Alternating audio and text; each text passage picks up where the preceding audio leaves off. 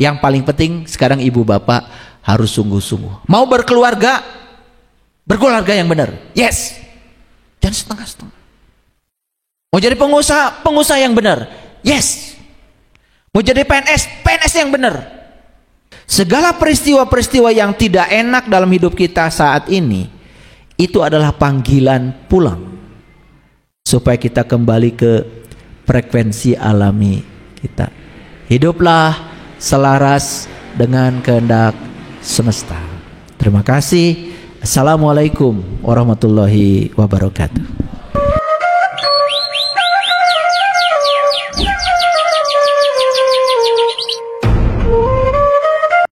Isi absen doang, kerja kagak. Yang kayak gitu nggak dapat berkah. Saya mau pensiun dini tempo hari.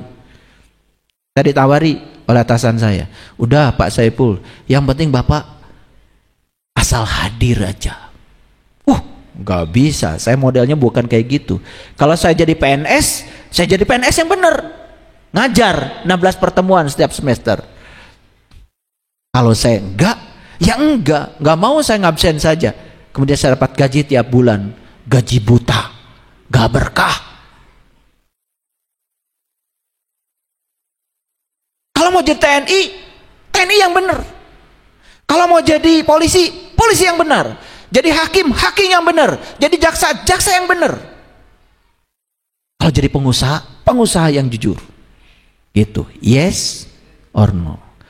Pasti negeri yang roboh ini bangun lagi. Percaya deh sama saya. Kalau kita jujur Bapak Ibu, modal aja banyak yang nawarin.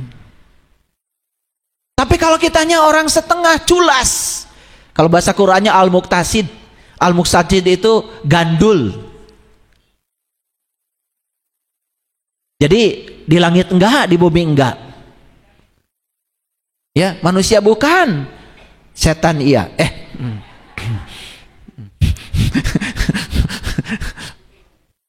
Setan makanya nggak ada yang setengah ya. Makanya kalau saya sering nyindir kalau di komunitas saya, kamu kalau mau jadi Musa yang benar. Kalau mau jadi Fir'aun, udah Fir'aun aja. Jangan jadi musafir.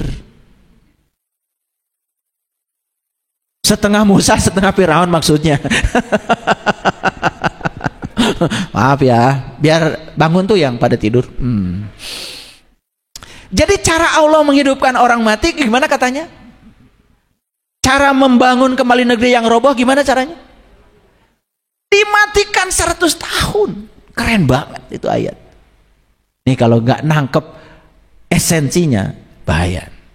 Tapi saya kasih tahu ya, saya baru bicara kulit luarnya dulu. Dalamnya harus ada pertemuan khusus untuk orang khusus karena ini ilmunya khusus. Oke, lanjutkan dulu. Berapakah lamanya kamu tinggal di sini? Ia menjawab, saya tinggal di sini sehari atau setengah hari. Bapak Ibu, ngaji itu nggak usah lama-lama. Sehari atau setengah hari kata Quran. Tetapi ngajinya benar, mengalami langsung. Nah hitungan Allahnya itu 100 tahun. Kalau hitungan manusianya sehari atau setengah hari. Cukup Bapak Ibu menginvestasikan waktu sehari atau setengah hari. Bertemu dengan orang yang sudah mencapai akhlak zikri. Gak banyak Bapak Ibu pelajarannya. Karena kalau sudah tahu kuncinya, kita bisa memasuki rumah kita sendiri. Tapi kata Allah apa? Allah berfirman, sebenarnya kamu tinggal di sini 100 tahun lamanya. Makanya orang yang sudah sampai kepada jati dirinya Bapak Ibu, bicaranya gak setengah-setengah. Yes or no. Gak kayak kalian. Udah niat gak datang. Ngaji yuk hari Rabu, Miskatul Anwar. Insya Allah.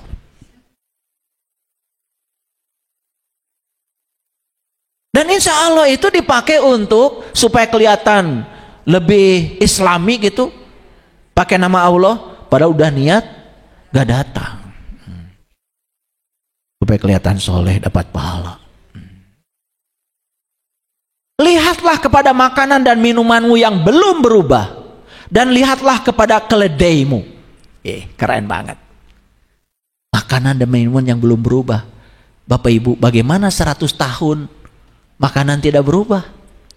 Jelas ini tidak cerita makanan dan minuman jasmani. Ini cerita tentang makanan dan minuman rohani.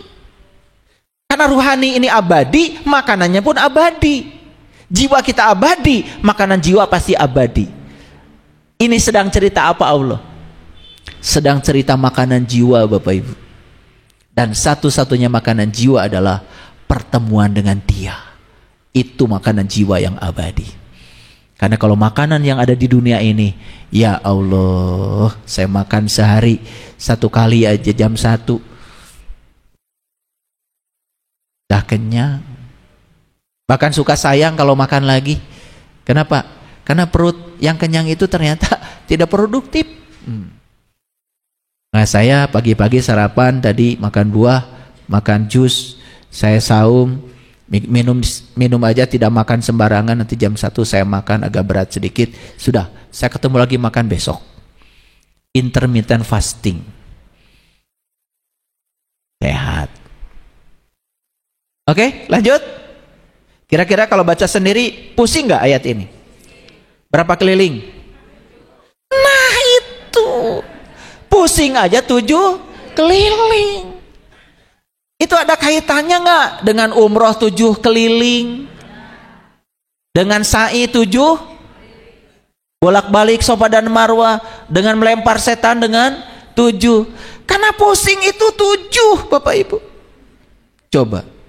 Kalau kita sudah bisa menggunakan yang 7, gunakan mulut kita dengan baik, gunakan penciuman kita dengan baik, gunakan mata kita dengan baik, gunakan telinga kita dengan baik. Total jumlahnya 7, gak pusing. Apa masih perlu saya kasih tahu? Lihat orang lain beli mobil baru. Pakai apa lihatnya? Pakai mata. Pusing. Betul nggak? Pusing berasal dari sini. Makanya kalau sudah beres yang 7 ini nggak pusing lagi. Nggak pusing. Semua pusing itu berasal dari yang 7. Makanya pusing 7 keliling. Beda kalau celaka. Celaka mah 12. Hati-hati orang tua kalau ngomong, hati-hati ya. Karena angka 12 di Quran itu banyak sekali. Makanya ya di Quran itu Nabi Musa memukul batu, terpancar 12 mata air. Hati-hati, 12 itu luar biasa. Karena 12 itu juga hari kelahiran Nabi Muhammad. Makanya 12 Rabiul Awal. 12 itu simbol, Bapak Ibu, simbol spiritual Islam. Perhatikan. Asyhadu an la ilaha illallah wa asyhadu anna Muhammadar Rasulullah. Yang disaksikan berapa? 2. Allah dan Rasulnya. Yang menyaksikan siapa? 1. Makanya 1 menyaksikan yang 2. Itu 12. Makanya siapa yang sudah, yang 1 menyaksikan 2, Allah dan Rasulnya, nyata, senyata-nyatanya, itulah Rabiul Awal, awal mengenal Rabb. Oh, terlalu dalam nih. Mundur lagi. Mahal gitu ilmunya. Jadi makanannya masih utuh? Makanan apa ini? Bukan cireng. Bukan gehu. No. Ini cerita makanan abadi. Cerita makanan yang tidak pernah berubah.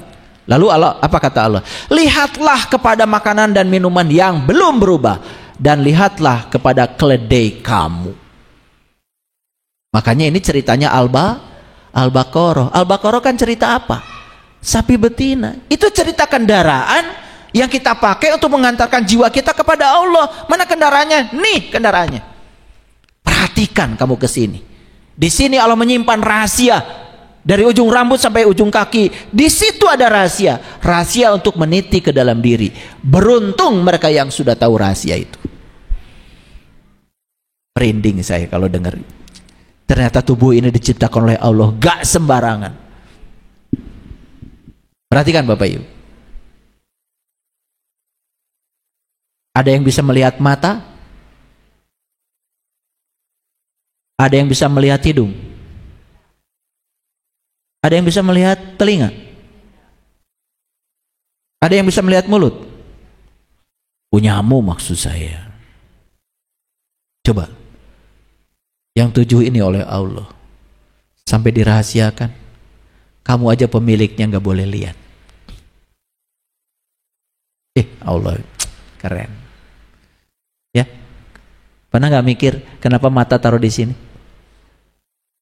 Pasti kalian nggak mikir, boro-boro ya, mikir duit terus dan cicilan. Gak selesai. Makanya cicilan gak lunas, betul nggak? Duit nggak punya. Bahagia nanti kalau punya rumah bagus, keburu mati, rumahnya belum bagus, bodoh banget hidup. Oke, lanjut dulu. Ya. Kami akan menjadikan kamu tanda kekuasaan kami bagi manusia. Dan lihatlah kepada tulang belulang keledai itu. Kemudian kami menyusunnya kembali. Kemudian kami membalutnya dengan daging. Ini cerita apa? Ini cerita bahwa jiwa kita yang abadi ini harus diimbangi dengan tubuh yang abadi. Maka tubuh kita akan mengalami siklus. Setelah hancur nanti dibentuk lagi, setelah hancur dibentuk lagi untuk meneruskan proses perjalanan. Keren Al-Quran. Terserah istilahnya mau apa. Saya sebut siklus aja supaya kalian gak alergi. Dan siklus kehidupan itu sudah merupakan hukum alam. Yuk sekarang perhatikan saya. Nih, Saiful Karim lahir dari ayah ibu saya. Ibu bapak saya itu makan di tempat di mana saya dilahirkan, minum air di tempat di mana saya dilahirkan, betul nggak? Itu air yang diminum ibu bapak saya sudah berapa tahun itu umurnya? Mungkin air yang pernah masuk di tubuh kakek saya, masuk di tubuh nenek saya. Setelah beliau meninggal, yang air kembali ke air, yang tanah kembali ke tanah, yang api kembali ke api, yang udara kembali ke udara. Betul nggak? Siklus bukan itu? Nanti saya akan mati. Mati. Dikubur? Dikubur. Mau matinya dikubur, mau matinya jatuh dari pesawat, mau matinya tenggelam di laut, semua juga kembali ke bumi. Dan setelah kembali ke bumi, diurai menjadi atom-atom lagi. Kemana itu? Bukankah diserap oleh pohon-pohonan? Bukankah jadi makanan lagi? Bukankah makanan itu nanti jadi saripati lagi? Bukankah itu jadi tubuh baru lagi? Paham Bapak Ibu? Gak pernah mikir sampai situ? Udah mikir sekarang aja. Nih lihat Bapak Ibu. Bapak Ibu nanam singkong. Singkong itu kenapa bisa besar? Dia menyerap mineral yang ada di tanah. Betul? Tahu nggak? Itu tanah yang ditanami oleh kita, tanami singkong. Berapa tahun umurnya? Berapa banyak makhluk yang mungkin sudah terkubur di situ? Betul nggak? Jadi tubuh kita ini akan terus didaur ulang untuk mengimbangi keabadian jiwa. Karena jiwanya terus-menerus melakukan perjalanan. Ini Quran nih yang cerita. Makanya siklus kehidupan bukan soal keyakinan. Itu sudah menjadi ranahnya saintifik. Coba ya, di Fakultas Psikologi mereka belajar tentang past life, past regresi. Ya, kita disuruh untuk melihat masa lalu kita. Bisa? Bisa. Itu di universitas, bukan di musola. Kira-kira kalau Bapak Ibu baca ayat itu sendiri, pusing nggak? Berapa keliling? Nah. Hebat ya leluhur kita. Kalau bicara itu nggak ngasal. Oke, lanjut. Di surat Al-Kahfi diulang lagi. Dan demikianlah kami bangunkan mereka agar mereka saling bertanya di antara mereka sendiri. Ini cerita Ashabul Kahfi. Siapa Ashabul Kahfi? Ashabul Kahfi itu adalah orang yang sedang melakukan perjalanan ke dalam gua. Mana guanya? Ya gue, lu. Oh, jadi Ashabul Kahfi. Yang melakukan perjalanan ke dalam. Temukan diri sejatimu. Ashabul Kahfi itu bukan sejarah di masa lalu. Saya udah ke Yordan, sudah lihat yang diklaim sebagai gua Al-Kahfi. Nggak ada apa-apa, poek. Padahal di Quran katanya gua itu banyak mataharinya. Kata Quran gua itu luas tanpa batas. Udah ke sana saya. Tapi kalau Bapak Ibu masuk ke dalam, akan ketemu bintang, ketemu bulan, ketemu matahari, bahkan luasnya tanpa batas. Jadilah Ashabul Kahfi, keluar dari gua langsung jadi orang beriman. Gua apa di dunia ini? Orang masuk ke dalam keluar jadi orang beriman. Masuk pesantren aja belum tentu keluar jadi orang beriman. Belum masuk gua. Mana gua? Gue. Makanya orang Jakarta tuh keren.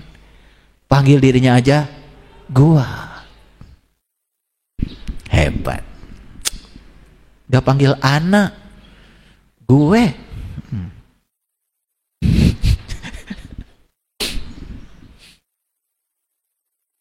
Nah, lihat selanjutnya. Sudah berapa lamakah kamu berada di sini? Mereka menjawab, kita berada di sini sehari atau setengah hari. Itu hitungan manusia. Tuhan kamu lebih mengetahui berapa lamanya kamu berada di sini. Tapi kalau di ayat yang tadi jelas dikatakan, kamu telah mati berapa tahun?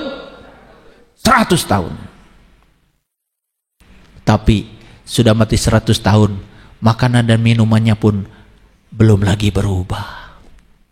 Keren. Ya Bapak Ibu,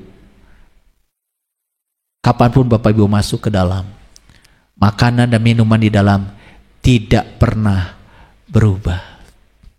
Dia kekal abadi. Keren. Nah, Tuhan kamu lebih mengetahui berapa lamanya kau berada di sini. Maka suruhlah salah seorang di antara kamu pergi ke kota dengan membawa uang perakmu. Ini perintah pergi ke kota. Berarti kalau disuruh pergi ke kota, ini yang diperintahkan tinggal di mana? Nah, itu. Jadi Bapak Ibu sekarang tinggal di kampung apa di kota? Nah, itu makanya jadi kampungan. Dikit-dikit nyalain orang, dikit-dikit ngomongin orang, beda dikit digonggong. Itu. Makanya suka menggonggong siapa itu? Pura-pura nggak tahu. Makanya anjing itu kan bagian yang paling berbahaya di mulutnya. Haram itu, najis. Kenapa? Anjing itu kalau ada yang asing, ada yang beda, tidak dia kenal, pasti menggonggong.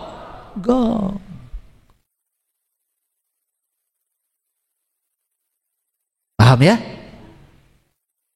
Ada yang beda, ada yang tidak dikenali, dianggap asing, baru, nah langsung digonggong. Paham ya? Paham? Ya, siapa yang menggonggong itu? Pura-pura kamu. Makanya lihat ya, kita mau maju gimana? Setiap ada hal baru, bukan kita menerima, malah kita menggonggong. Nah, di ayat ini dikatakan berulang kali, perhatikan. Dan hendaklah dia lihat manakah makanan yang lebih baik. Ada yang aneh nggak Bapak Ibu dari kalimat itu? Dan hendaklah dia lihat manakah makanan yang lebih baik. Ada yang aneh nggak di situ? Nggak aneh Bu? Kalau saya lihat kalimat itu langsung aneh. Bapak Ibu nggak aneh? Apa anehnya? aduh ini udah roboh ya. Kan makanan biasanya dimakan, ini makanan malah dilihat. Karena cara makan jasmani dengan cara makan rohani beda, Bapak Ibu. Jasmani mah di sini dicocokin, kalau rohani enggak. Itu bedanya. Makanya ada kalimat yang aneh kan, makanan dilihat. Makanya kalau datang ke rumah saya suguhi makanan, pasti saya bilang, silakan Bapak Ibu, makanannya dilihat. Sesuai Quran surat Al-Kahfi ayat 19. Hebat Quran? Hebat ya? Cuman kita kan selama ini nggak cermat, membacanya nggak cermat, betul nggak? Pengen cepat-cepat selesai, pengen cepat-cepat tamat, gitu. Makanya one day one juz. 30 hari 30 juz, alhamdulillah. Dengar tina naon maksudnya. Ngakunya aja Quran pedoman. Kalau saya tanya, apa yang bisa kamu pedomani dari Al-Quran? Gak ngerti. Nah, dan hendaklah ia berlaku lemah lembut, dan janganlah sekali-kali menceritakan halmu kepada seorang jua pun. Inilah kenapa Imam Syekh Abdul Qadir Zailani menulis kitab Syirul Asror, rahasia segala rahasia. Kenapa Bapak Ibu? Ilmu itu tidak semua bisa dibukakan kecuali kepada mereka yang berhak untuk menerimanya. Ini saya bicara ilmu umum nih, sesuai dengan ayatnya. Makanya saya bicara di publik, di umum. Tapi kalau ilmu-ilmu khusus tidak bisa Bapak Ibu diceritakan di sini. Setuju? Oke. Pinter ya Bapak Ibu ya. Nah, kita lihat Quran surat Asy-Syura surat ke-42 ayat 13. Dia telah mensyariatkan bagi kamu dari agama yang telah diwasiatkannya kepada Nuh dan telah kami wahyukan kepadamu, dan apa yang telah kami wasiatkan kepada Ibrahim, Musa, Isa. Ini mu di sini saat itu jatuh pada Nabi Muhammad, ya kan? Jadi artinya Allah sedang mengatakan bahwa ajaran yang disampaikan kepada Nabi Nuh, Nabi Ibrahim, Nabi Musa, Nabi Isa, itu ajaran yang sama yang disampaikan kepadamu, gitu. Gak mungkin kan dari Allah yang sama ajarannya berbeda. Nah, kenapa jadi berbeda? Nah, itu yang harus Bapak Ibu pikirkan, PR itu. Gak saya jawab. Lalu apa perintahnya? Tegakkan agama dan janganlah kamu berpecah belah di dalam agama itu. Keren gak ayat ini? Keren apa tidak? Ulangi. Tegakkan agama dan janganlah kamu berpecah belah di dalam itu. Tetapi sekarang kenapa ya malah justru agama ini menjadi pemicu untuk kita gampang dipecah belah? Kenapa malah setelah kita beragama itu malah kita jadi ego, merasa kelompoknya paling benar, kelompok yang lain salah, salaman aja nggak boleh. Lucu. Padahal perintahnya di Quran, tegakkan agama dan janganlah kamu berpecah belah di dalam agama itu. Harusnya agama itu menjadi pemersatu. Ini renungan buat semua nih, buat para ulama, para kiai, tokoh agama. Mari kita renungkan, kenapa agama malah justru jadi pemicu untuk terjadinya pecah belah. Mohon maaf, terus terang ya, saya merasa prihatin. Masih ada sekelompok orang tertentu yang menyerang keyakinan orang lain. Agama itu jalan buat pribadi masing-masing, Bapak Ibu.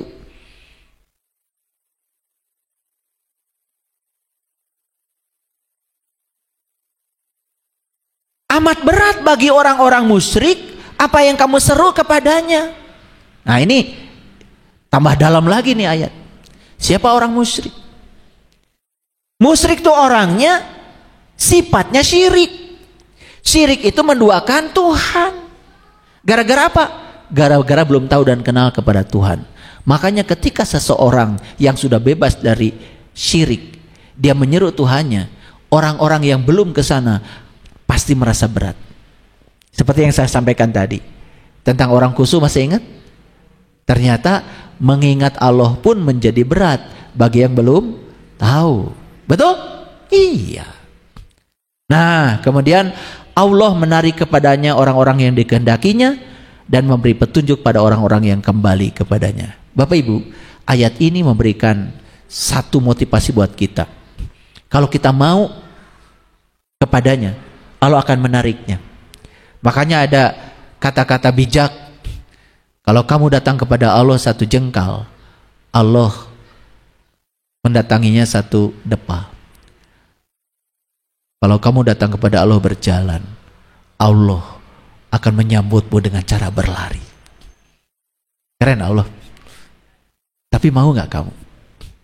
Ayo, kembali ke frekuensi alami kita. Kembali ke frekuensi alami kita, berarti kita kembali kepada Allah. Kapan? Sekarang. Kembali kepada Allah tuh sekarang.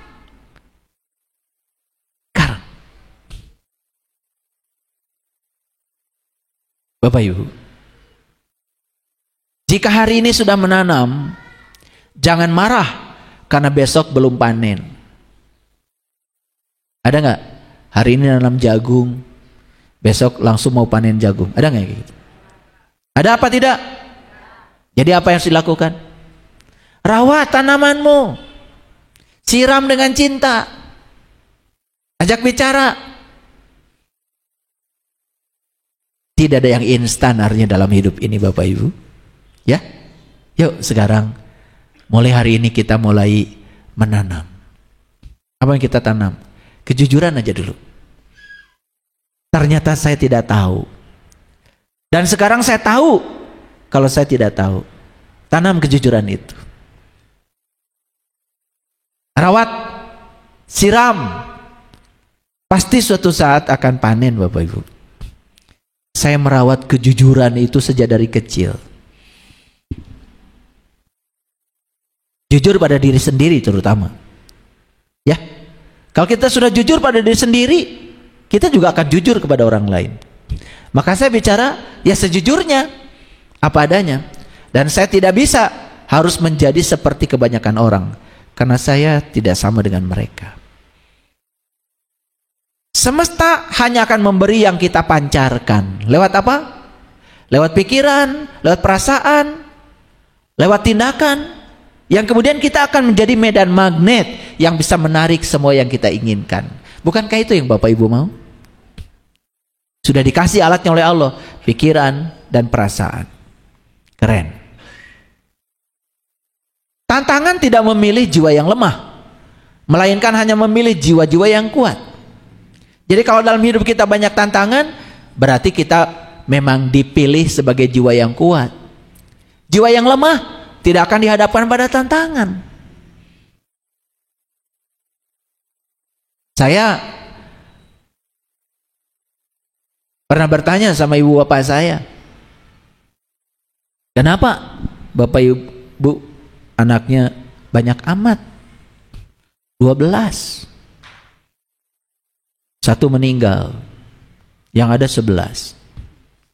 Maka kalau di rumah kalau lagi gurauan sama anak-anak, anak-anak bilang, ayah ini katanya keluarga Tanah Abang. Sembarangan. Kenapa? Glosiran katanya. Karena sekeluarga satu lusin. Kayak celana kolor aja. Glosiran kan biasanya harganya itu diskon. Gak apa-apa. Saya bilang sama anak-anak, glosiran juga yang penting tidak murahan. Ya kan? Semua benih yang dirawat saat ini akan indah pada waktunya. Setuju? Saya sering mengatakan, Bapak Ibu minta binatang mungil indah, mungkin dikasihnya oleh Allah ulet dulu. Ya Allah, saya minta binatang mungil dan indah, dikasihnya ulet. Dibuang atau diterima? Dibuang apa diterima? Jujur. Model-model kayak gini mah pasti dibuang. Tapi yang percaya pada kebijaksanaan Allah, yang percaya kepada Allah, yang percaya pada proses yang sedang dibangun oleh Allah, begitu dikasih ulat, ini dari Allah, dia rawat. Jadi kepompong. Jadi kupu-kupu yang indah. Oh, ternyata ini pengkabulan doamu ya Allah. Aku minta binatang kecil, mungil dan indah, ternyata tercapai juga lewat sebuah proses. Coba bayangkan ya, yang dikasih ulat langsung dibuang kayak tadi, dapat kupu-kupu yang indah. Itulah kalian. Makanya gak nyampe sama kupu-kupu yang indah, karena saat dikasih ulat langsung dibuang. Pengennya kayak Doraemon Allah itu.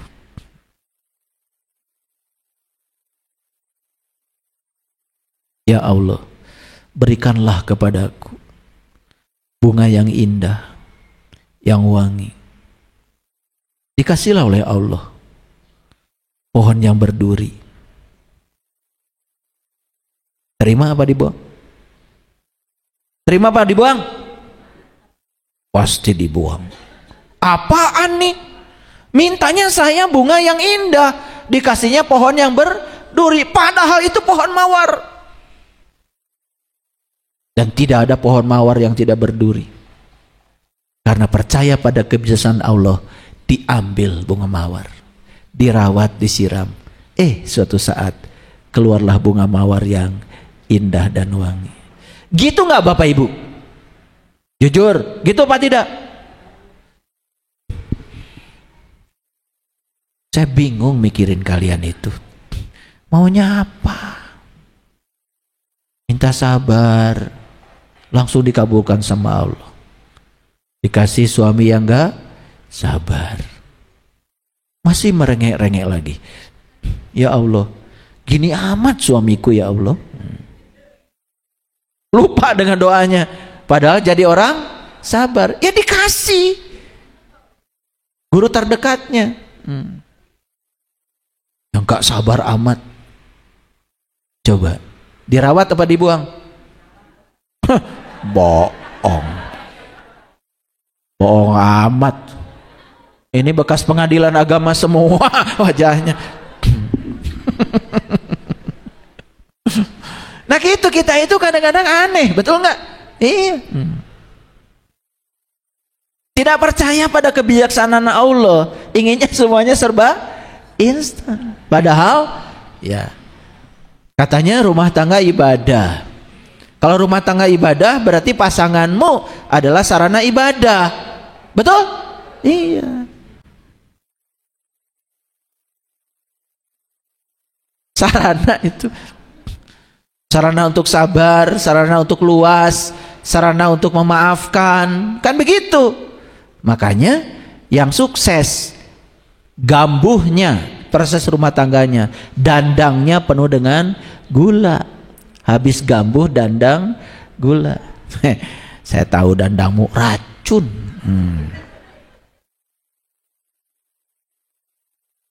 Hidup itu tidak memilih siapa yang tercepat, tetapi siapa yang setia pada proses.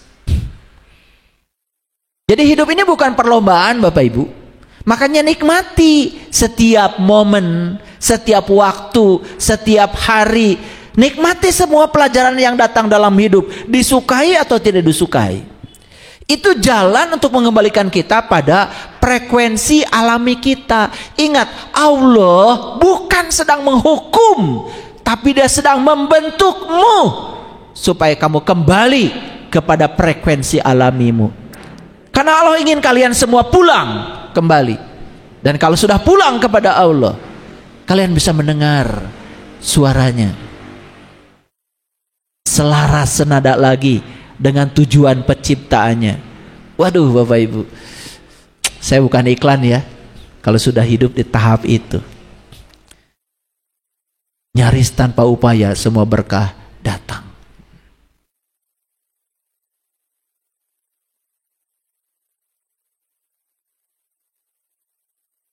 Saya baru bicara pasta gigi di rumah habis aja, langsung dikirim tuh sama Bunda Tuti, sekresek. Karena pasta gigi saya beda. Dulu kalau pasta giginya bukan itu, sering sariawan.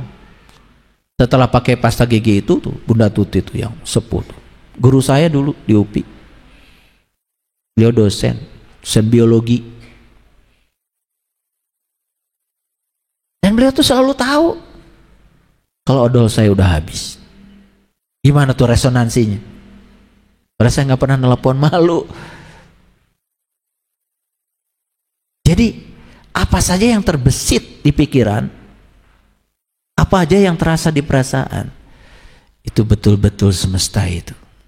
Jadi saya semakin percaya kalau kita ini adalah magnet yang sangat hebat dan bisa menarik apa yang kita dambakan. Kalau kita selaras, tubuh, pikiran, dan jiwa harus selaras. Semesta hanya memberi berdasarkan kelayakan vibrasi. Awas ya, kelayakan vibrasi apa artinya? Allah tuh tidak mengerti bahasa kita yang dilontarkan lewat mulut. Yang dimengerti oleh Allah itu adalah bahasa getaran, bahasa rasa, bahasa frekuensi, bahasa vibrasi. Makanya kenapa ada orang yang bisa kun fayakun dalam hidupnya? Karena selaras. Ini sudah jungkir balik, sudah beli doa-doa mustajab, gitu-gitu aja hidupnya. Betul nggak? Karena kita selama ini tidak mengerti. Dikiranya doa itu untaian kata-kata yang keluar dari mulut. Padahal doa yang sebenarnya adalah getaran, energi, vibrasi. Itu. Mulut mengatakan, ya Allah saya minta kekayaan. Tapi rasa kita mengatakan, saya tidak layak untuk mendapatkan itu. Itu kan kontradiksi. Dunia hanya akan membalas apa yang kita wujudkan, bukan apa yang kita harapkan. Izinkan keajaiban itu tumbuh dari dalam diri, bukan dari luar diri. Saya kasih tahu berulang kali, keajaiban hanya muncul kalau kita hidup dengan kesadaran. Kalau kita hidup dengan ego, dengan ambisi, di situ tidak ada keajaiban. Ini orang yang percaya bahwa hidup dia adalah gaji dia. Ini kan ada orang yang percaya seolah-olah hidup dia adalah gaji dia. Makanya disuruh ini, suruh itu demi untuk melestarikan gajinya, walaupun disuruh berbohong, tetap melakukannya. Banyak yang kayak gitu. Karena dia percaya hidupnya adalah gajinya, tidak ada keajaiban bagi dia. Tapi orang yang berangkat dari kesadaran murni, dia bekerja semata-mata untuk menyampaikan cinta kasih Allah lewat keahlian yang dia miliki, lepas dari segala keinginan tentang uang, malah dia mendapatkan rezeki dari arah yang tidak disangka. Tok Bapak Ibu, koreksi. Apa yang membuat Bapak Ibu bekerja sibuk? Uang? Pengen uang? Berarti kita digerakkan oleh rasa kekurangan, bukan digerakkan oleh rasa berkelimpahan, bukan digerakkan oleh Tuhan, tapi digerakkan oleh ketakutan-ketakutan kita yang berasal dari pikiran kita yang palsu ini, yang bernama ego. Akhirnya kita salah kaprah ya. Belajar ngaji bukan belajar berserah diri kepada Allah, malah belajar untuk mengatur Allah agar Allah ngikutin keinginan-keinginan kita. Baca ini 100 kali, baca ini 1000 kali, baca ini 5000 kali. Biar Allah tunduk sama kamu. Allah juga sering bingung. Yang Tuhan itu kamu apa gue, kata Allah. Gak bingung Allah itu ketika dengar doa-doa kamu? Doa yang ngatur-ngatur Allah itu? Kata Allah nih, yang Tuhan siapa? Oh, yang kuasa kamu, ngatur-ngatur aku. Betul nggak? Sepertinya yang maha tahu itu siapa? Bapak Ibu maha tahu atau so tahu? Bukan begini seharusnya. Tuh. Ciri orang so tahu begitu. Ketika ada yang terjadi itu bukan menerima kenyataan, tetapi kemudian mengimajinasikan yang seharusnya menurut egonya. Maka dia bilang, bukan begini seharusnya. Sedang menyangkal Allah? Sedang menyangkal Allah? Sedang melawan Allah? Sering? Apa sering sekali? Jawab. Lucu. Ngakunya Muslim, tapi tidak pernah berserah diri kepada Tuhan. Malah Tuhan disuruh berserah diri pada keinginan-keinginan. Syukur dari kedalaman, sadar bahwa semua kejadian yang hadir memiliki makna dan alasan. Itulah syukur yang sebenarnya, Bapak Ibu.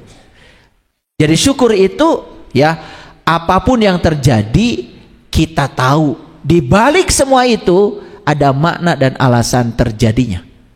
Dan kita tidak menyangkal pada semua itu. Makanya orang yang sudah bersyukur tidak pernah bertanya mengapa ini terjadi. Tetapi selalu pertanyaannya, ajarkan Tuhan, pesan apa yang hendak Engkau sampaikan lewat kejadian ini. Itu Bapak Ibu? Itu apa tidak? Malas saya nanya. Makanya rasa syukur itu adalah alat yang dapat mengubah kualitas energi diri. Nah, ini juga dalam rangka mengembalikan frekuensi kita ke frekuensi alami diri kita. Syukur itu melipat gandakan segalanya.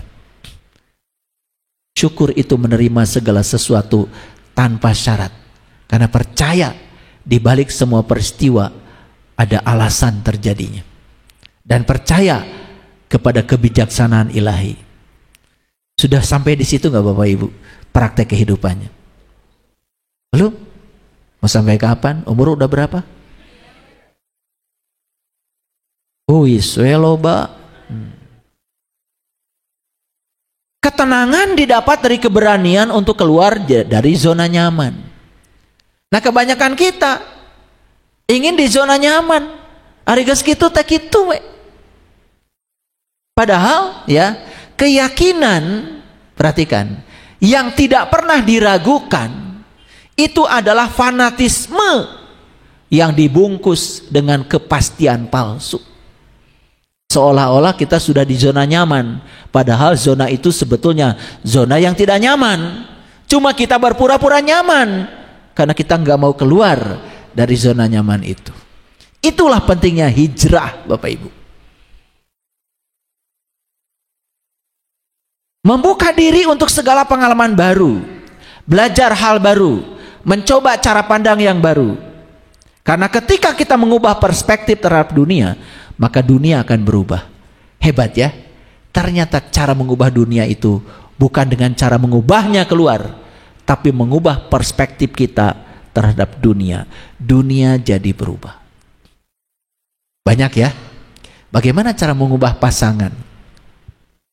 Ubah perspektifmu terhadap pasangan. Siapa pasangan itu? Terserah kita, mau dipandang siapa pasangan?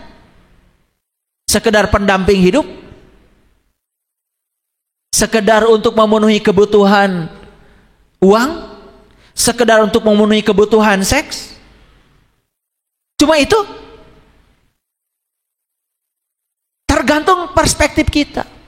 Tapi kalau kita menganggap pasangan itu adalah dipasangkan oleh data karma kita, dipasangkan oleh data kita, bahwa saya dengan dia ada urusan di kehidupan yang dulu, dan kenapa saya dipasangkan sekarang?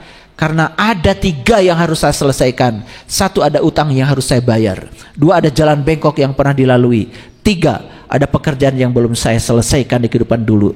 Maka saya disatukan lagi di kehidupan yang sekarang dalam rangka menyelesaikan itu. Mudah untuk bisa menerima dan menghargai perbedaan dengan pasangan. Bahkan ujungnya kita bisa menganggap pasangan kita sebagai guru sejati kita. Kalau kita sudah bisa menganggap itu, gak ada penolakan. Bapak Ibu pernah belajar bela diri? Ada yang pernah belajar bela diri? Pernah? Belajar bela diri apa? Pencak silat. Kalau sama guru silatnya ditendang, nerima nggak? Ditendang sama guru silat. Dipukul sama guru silatnya, nerima nggak? Ini guru silatmu nendang, terima nggak? Hah? Gak ngerti kalian itu.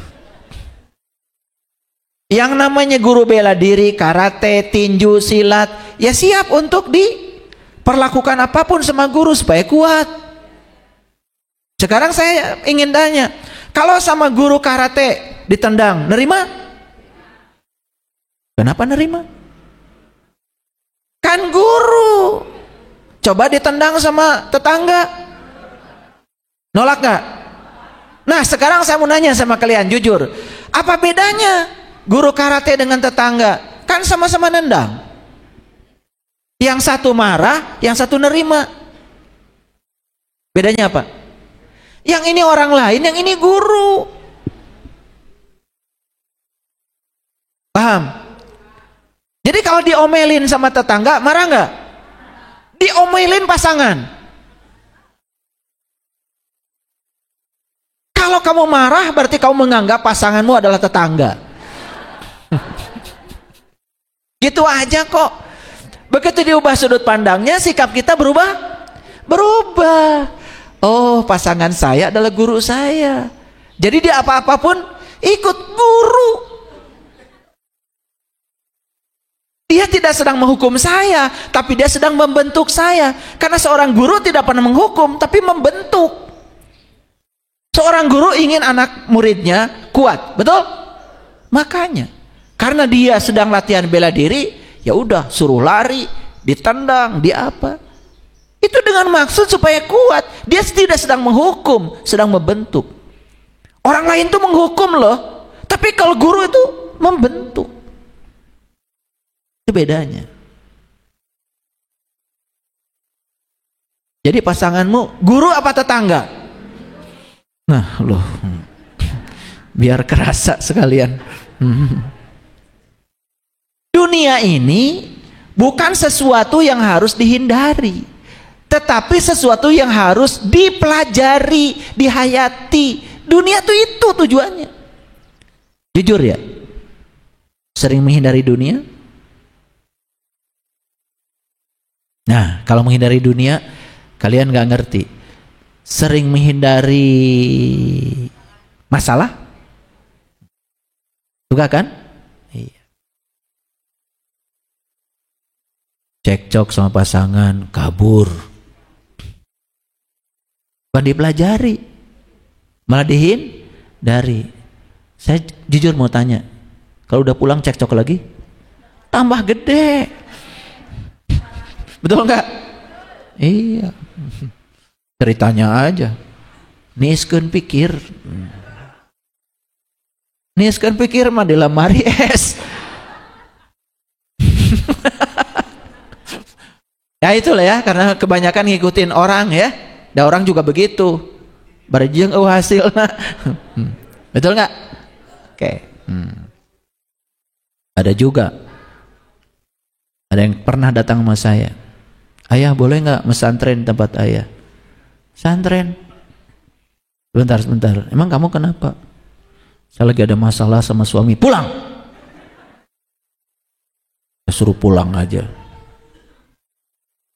Mau mesantren karena ada masalah. Bukan pengen tahu, bukan mau berubah. Ya, iya. Nanti kamu di pesantren bikin masalah baru lagi. Itu kadang-kadang kita senang ya melakukan pelarian-pelarian seperti itu. Gak ada hasilnya Bapak Ibu. Apapun yang tidak disukai, hadapi. Suatu saat tidak akan datang lagi kalau kita udah menerimanya dengan tulus. Tapi apapun yang tidak disukai dihindari, akan datang berulang-ulang. Berulang-ulang. Ya? Oke. Oleh karena itu, tugas kita hari ini apa? Hidup itu harus punya tujuan. Hidup itu memiliki alasan yang kuat. Bahkan untuk bangun pagi sekalipun punya alasan yang kuat. Saya bangun pagi tadi udah punya alasan. Hari ini saya akan berbagi insight. Saya akan berbagi pengalaman. Biar lebih banyak lagi orang yang tersadarkan. Makanya bangun paginya penuh semangat. Pagi-pagi saya udah olahraga 7 kilo lari. Sarapan yang enak, yang sehat. Karena hari ini saya akan bertemu orang-orang yang frekuensi dengan saya. Hari ini saya akan bertemu dengan orang-orang yang membahagiakan saya. Jadi ada alasan setiap bangun pagi itu. Makanya itulah pentingnya menetapkan tujuan. Lakukan langkah-langkah kecil secara konsisten. Ya, keajaiban itu tidak mesti kita mengalami peristiwa-peristiwa besar. Terkadang keajaiban justru datang dari peristiwa-peristiwa kecil yang disadari. Itu yang paling penting. Hidup bukan sekedar lebih baik, tapi hidup itu lebih sadar, lebih hadir. Itu yang penting. Jadikan setiap langkah menuju arah yang benar. Jangan ada langkah yang menjauhkan kita dari tujuan kita. Setiap langkah ada arahnya, ada arahnya. Melakukan apapun ada arahnya. Dalam rangka apa ini? Kalau tidak ada tujuan, setiap langkah jadi kacau balau, nggak maju-maju. Makanya hiduplah dengan arah. Belajar membedakan mana yang penting, mana yang bising. Belajar itu. Nah, ini semua yang saya sampaikan itu dalam rangka mengembalikan kita ke frekuensi alami diri kita. Belajar berkata tidak pada hal yang tidak selaras. Belajar berkata ya pada hidup yang selaras. Sesekali harus belajar begitu. Makanya saya sering berulang kali mengatakan 5 hal yang tidak boleh hilang dari diri kita. Harga diri, kesehatan, mimpi diri, moralitas diri, dan yang terakhir kebahagiaan diri. Itu milik kita. Tidak boleh digadaikan pada siapapun. Jadi, ya, itu bukan ego, bukan egois. Ada tawaran proyek besar, tapi saat itu saat istirahat, istirahat aja. Percaya, nggak akan kemana kalau rezeki. Tapi demi untuk proyek yang besar itu, kemudian kita menjual kesehatan, menjual harga diri, bahkan diajak kong-kalingkong korupsi pun mau. Itu nggak punya arah hidup. Ingat ya, arah yang sebenarnya dari hidup kembali kepada yang Maha Suci. Dan untuk kembali kepada yang Maha Suci syaratnya cuma satu. Kamu harus dalam keadaan suci. La yamassu illal mutahharun. Dia tidak menerima yang kotor. Dan untuk suci nggak usah nunggu besok. Saat ini.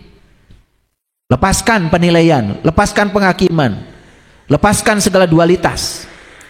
Nabi Musa ketika dipanggil oleh Allah memasuki rumah Allah Al-Muqaddas itu, syaratnya cuma satu. Lepaskan kedua terompahmu Musa. Hanya itu diperintahkan Allah untuk memasuki rumah yang suci. Disuruh melepaskan kedua terompah. Tahu terompah? Kiri kanan, benar salah, baik buruk, senang tidak senang. Lepaskan itu. Begitu kita melepaskan dari segala dualitas, kita bisa menerima semua hal apa adanya. Saat itu kita mencapai kesucian. Seperti Tuhan menerima semuanya tanpa syarat.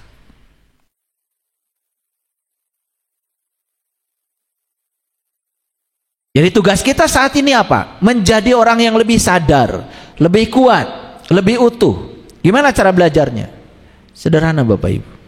Selalu hadir di sini, saat ini, sekarang. Coba banyak melakukan tindakan yang memfokuskan kesadaran kita pada nafas. Nafas itu nggak sembarang loh kalau disadari. Saya kalau duduk seperti ini, saya tidak mau meluangkan waktu saya untuk hal yang tidak berguna. Ketika napas masuk, saya izinkan.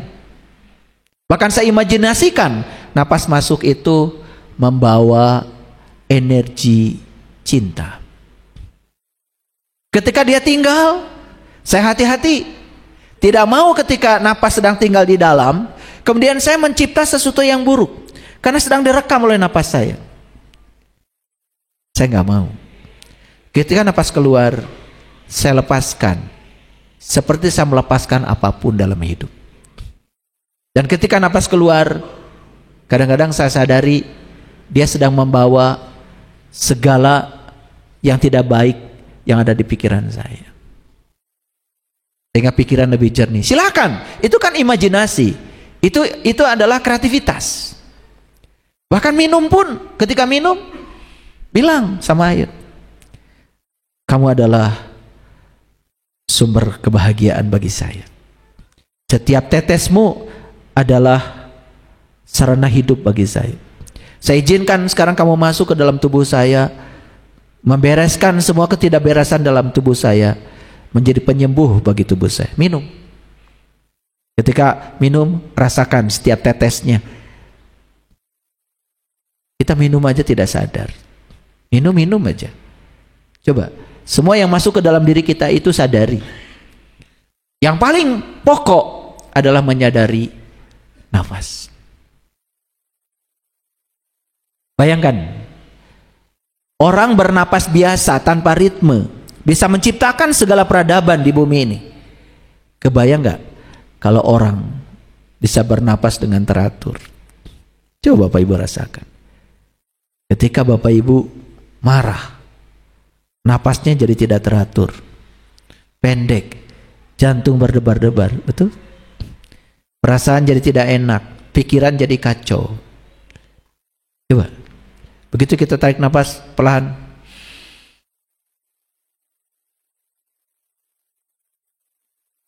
napas itu bukan fenomena biologis, tapi napas itu adalah upacara sakralnya alami. Upaya sakralnya alam. Kenapa? Subhanallah. Napas itu adalah daya kehidupan kita yang luar biasa. Yang nyaris tanpa kita sadari selama ini. Siap kembali ke frekuensi? Yuk, kembali ke frekuensi alami. Segala peristiwa-peristiwa yang tidak enak dalam hidup kita saat ini, itu adalah panggilan pulang. Supaya kita kembali ke frekuensi alami kita. Hiduplah selaras dengan kehendak semesta. Terima kasih. Assalamualaikum warahmatullahi wabarakatuh.